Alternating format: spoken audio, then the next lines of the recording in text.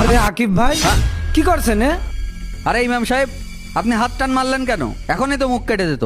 আরে ইমাম সাহেব কি হয়েছে? আপনি এমন করছেন কেন? আকিব ভাই মাশাআল্লাহ, আল্লাহ আপনার মুখে অনেক সুন্দর দাড়ি দিয়েছে, আপনি এই দাড়িটা কেটে ফেলছেন কেন?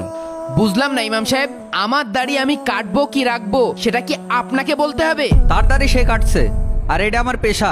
আপনি আপনার কাজে যান তো। এই ভাই, আপনি দাঁড়িয়ে আছেন কেন? দাড়ি কাটেন। ভাই দেখি।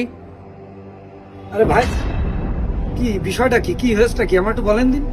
আচ্ছা ইমাম সাহেব শোনেন, আমি একদিন ধান কাটছিলাম, তারপর তুমি রোজ বিকালে আমার বাগানে ফুল নেই। এখানে সবদুলির জমিটা যে কইন্ডে জানি না তুমি ফুল নাই আমাকেই বেশি ভালোবাসতে।